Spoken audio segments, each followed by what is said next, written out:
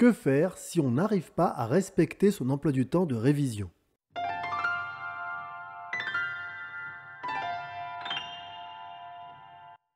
Vous avez commencé vos révisions et vous vous êtes fait un emploi du temps.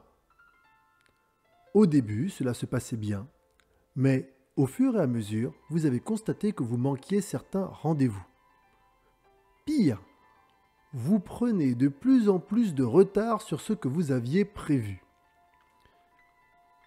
Si vous voulez rectifier la situation et vous réorganiser de manière efficace, voici ce que je vous recommande.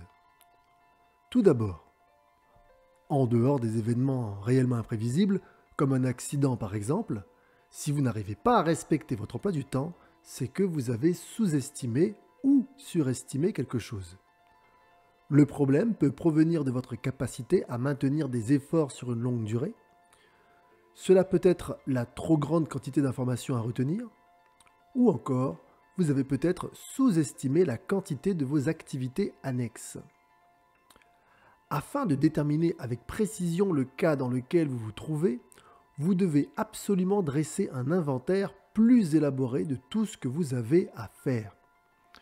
Ne négligez rien, ni les temps de pause, ni les instants que vous passez en famille ou avec vos amis, et encore moins vos moments de divertissement. L'objectif est de rechercher ce qui crée le déséquilibre. Lorsque vous l'aurez identifié, il faudra agir en conséquence. Si par exemple vous aviez surestimé votre capacité à enchaîner les séances, alors il vaut mieux en diminuer le nombre, quitte à le réaugmenter au fur et à mesure.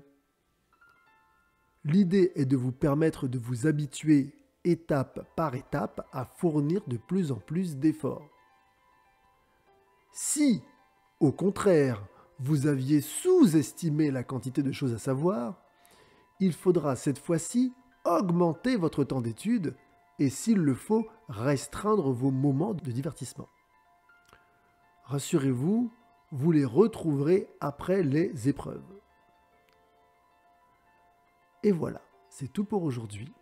Je vous rappelle que Sciences Pro a décidé de vous accompagner du 2 au 31 mai en vous partageant des conseils pour vous motiver, pour vous organiser et dans les matières scientifiques, vous apporter des conseils méthodologiques. Il y aura d'autres épisodes à ce podcast, des vidéos de cours ou d'exercices et enfin, au moins un événement en direct. Abonnez-vous et activez la cloche pour être notifié. Je vous dis à demain.